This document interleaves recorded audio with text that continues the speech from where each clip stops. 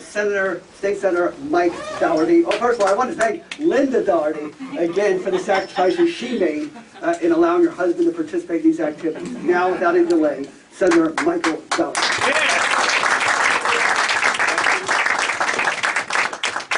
Thank you, Seth. This is. Mike, can you step forward because we have some folks in the wings who can't see it. Okay. I'm actually stand up a little bit closer here. Is this the spot? That's it. Okay. I'm glad I'm standing in the right spot. And you know, I thought I was blind, Seth, but when we got the freeholder here that you're introducing the chairman, where's the freeholder? So, you know, I got a ways to go before I was blind as Seth. I know that. But let me tell you, it's such an honor to be here and to see what just happened, recognizing your president. Liberty and Prosperity is a fantastic group that's standing up for New Jersey's motto, Liberty and Prosperity, and standing up for the Constitution. And Seth Grossman's doing a great job. Dennis Mahan, the president, Vietnam veteran. One thing the military people realize is we take an oath of office to support and defend the Constitution against all enemies, foreign and domestic.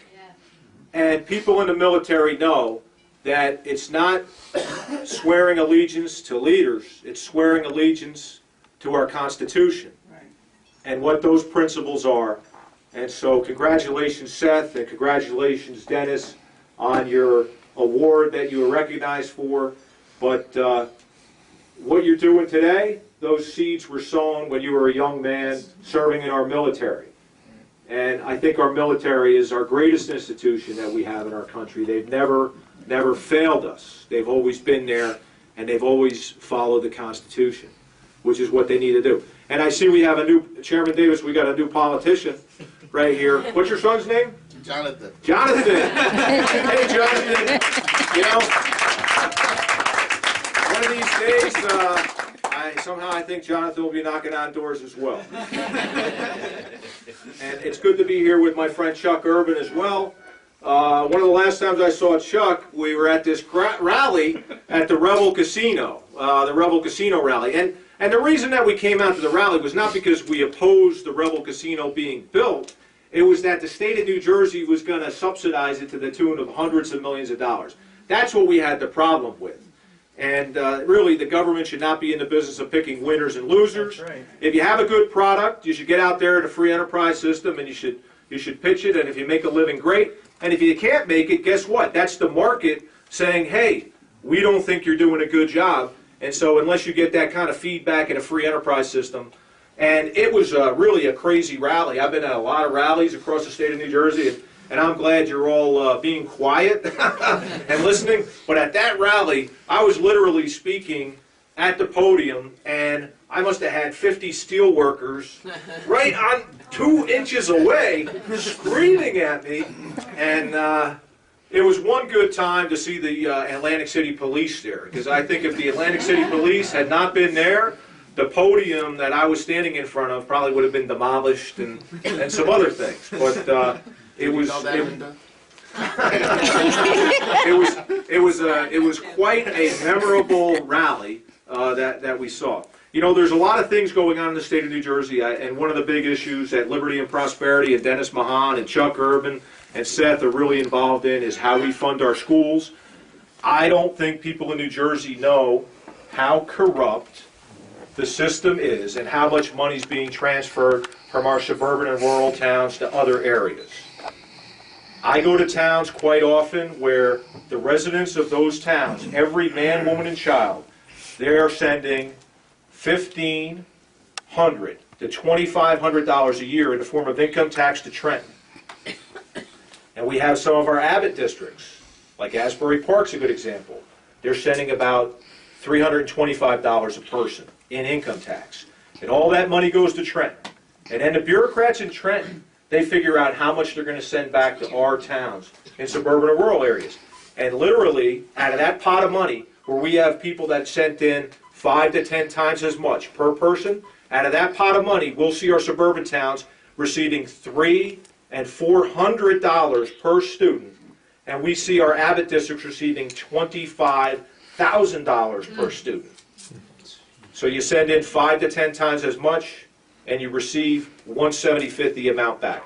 And that's why the property taxes tend to be so high in many of our suburban and rural towns, because what was set up, the income tax to help fund our schools, we're getting very little bit money of that. But Governor Christie, actually we're starting to see a turnaround on fighting this corruption. I know you don't get the Star-Ledger down here, you get the Press of Atlantic City. Star-Ledger had a big report earlier this year about the corruption, where one of the reasons you get more money going to your school district is that you sign your students up for a free or reduced price lunch.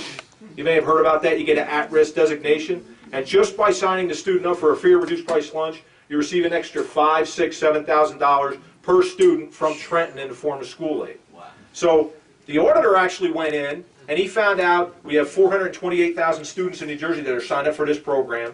Your family can actually make up to $40,000 a year, and you get this special at-risk designation, the extra $5,000 to $7,000 a year. The auditor found out that 37% of the students that were signed up, the records he checked, they were actually ineligible for that.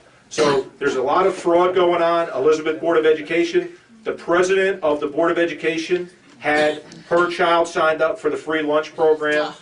The principal, making $103,000 at one of the Elizabeth schools, had his child sign up for the free lunch program. The superintendent of the custodians, making over $90,000 a year, had her child sign up for the free lunch program. Now, did they want the free lunch? Absolutely not. What they wanted to do was get their numbers up so they would get that additional school aid. So Governor Christie, the Attorney General, they went in. You know what they did? They arrested those folks. But that's right.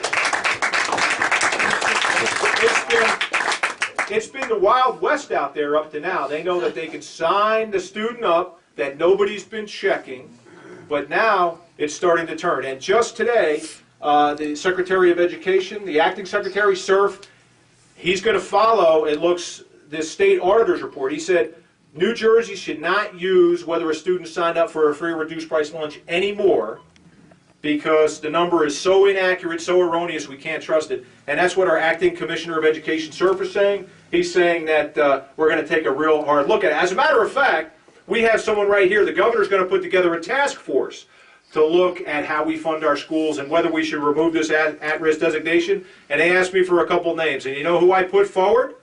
On this task force, Chuck Urban right here. And he volunteered to serve. So we need people like Chuck that are going to do what's right and fair for all the residents of the state of New Jersey. There's one other issue I want to talk about. It's these out-of-control authorities. And I know Liberty and Prosperity, you folks, I understand you don't like out-of-control authorities. No. And there's a couple that we see right now in New Jersey that are really impacting us. Remember September 11th, 2001, the World Trade Center buildings were demolished, and the Port Authority decided that they're going to rebuild Freedom Tower. I don't know if you know that, but Freedom Tower is being built by the Port Authority of New York and New Jersey, and the original price tag was $8 billion. And about 2 weeks ago, they said, oh, we're having a few cost overruns. You know what the cost overruns were? $4 billion on top. Now it's going to cost $12 billion. So I have to say, let me get this straight. Lower Manhattan has a 20% office vacancy rate, Lower Manhattan. And we are going to take taxpayer money that they pay in the form of tolls and taxes when they go to the airport, when they go over the George Washington Bridge and all those tunnels, the Lincoln Tunnel, and we're going to make them pay. And now it's gone up to $12 billion. So this is what happens when you have these authorities that have essentially an independent taxing authority. And we need to do better. I tell you what, if they came to me and they said, hey, you know, we had $4 billion of cost overruns, I would have said, you finish those contracts for what you said you were going to do. Don't tell us that we're going to reach in our pockets. And they just did increase the tolls to come up with the additional money for this. And $12. It costs $12 for a car to drive over, to go through the Lincoln Tunnel and drive over the George Washington Bridge. So it's just crazy. And if you're a truck, it's just astronomical, astronomical. We have an issue, just to let you know. If you ever go over between, we come, Linda and I, from Northwest New Jersey. So if you drive diagonally about 3 hours and get almost to the Delaware River, you'll be at our home. And by the way, the reason Linda's smiling so much is that she won at the casino last night. Of course I lost. But Linda won. She won $132 at the slot. So we have some gas money to get home.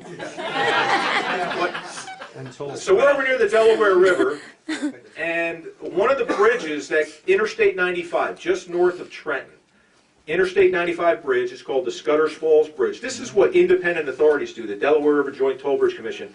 There's a bridge. It just passed its recent inspection. It's in great shape. It's free. Imagine that, a bridge in New Jersey, to get out of New Jersey where you don't have to pay. And the Delaware River Joint Toll Bridge Authority wants to tear it down and replace it. And you know how much they want to spend? $250 million.